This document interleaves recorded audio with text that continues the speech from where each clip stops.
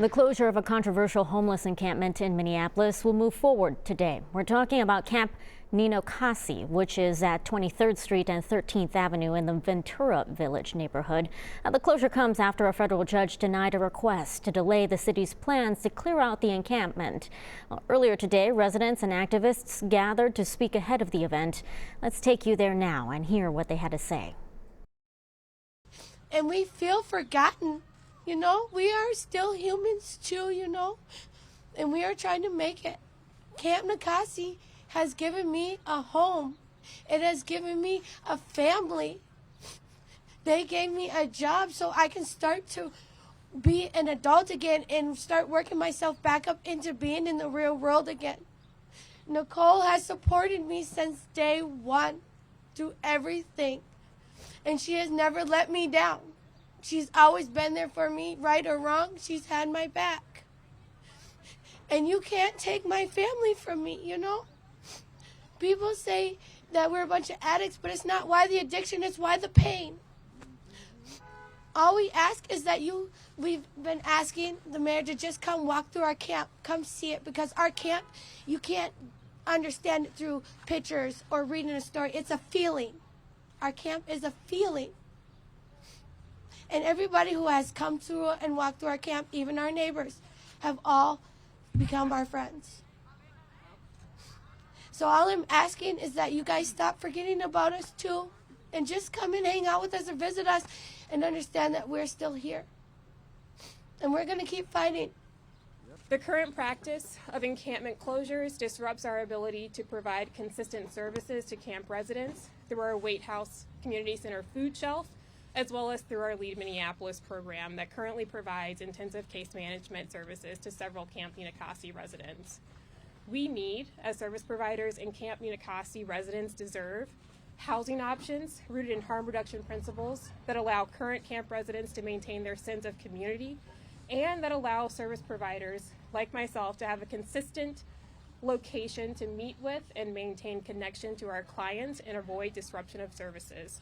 Community and social connection are necessary components of healing. We need the city of Minneapolis to develop an encampment response policy that includes cross-jurisdictional coordination with county, state, and regional partners to achieve long-term housing solutions and move beyond a reliance on displacement to address unsheltered homelessness. Finally, we need investments in community-based organizations like Pillsbury United Communities, like Agate and Avivo, who are frontline to these challenges and often work without the resources to try to address them. The investment must match the volume of the need, and currently that is not the case. It's not about division. It's not about creating a divide within society. It's about helping those that need it most. And when we do that, our society will heal. And when we neglect the people that are most hurt, our society suffers. It's what brings about the conflict. Our city needs to heal. Our state needs to heal. Our country needs to heal. And it starts with the original inhabitants of this land. It starts with us. And it starts with housing our people.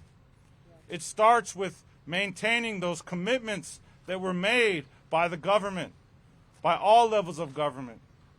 And so I ask you to listen to us and to not forget us. And I ask you to help say your prayers for us.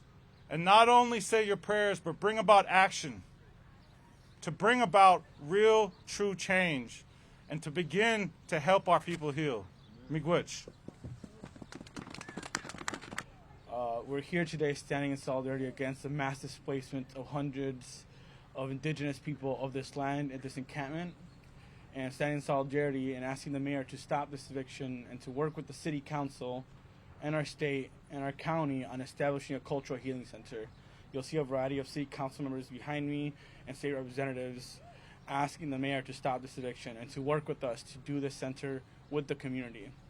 We know that a cultural healing center is something that's going to help permanently house our relatives, and it's going to help heal and support them in ways that they need to be supported right now in our state and in Minneapolis. Just yesterday, my office sent a letter to the mayor's administration asking him to stop this eviction and to work with us, in particularly in developing these long-term solutions and an immediate solution with encampment residents. It's unfortunate that we're all here today asking him once again to stop this eviction, to work with the community members, when you have city officials right here saying we're committed to funding this project and we're committed to making sure that we have a place for our relatives to go so they're not being displaced, being set out to the streets with no place to go out in the cold weather. It is unacceptable that we are offering housing solutions where people have to sit on the floor on mats, where people don't know if they can sleep there overnight with no place to go. And I don't see anybody here with storage options for people. The community is out here giving storage options for the homeless people here, but the city isn't here with storage bins. It's unfortunate that we have to be here to observe the city's actions, so we have to work and make policies that make them change their behavior. Thank you. Keep watching CBS News Minnesota for continuing coverage.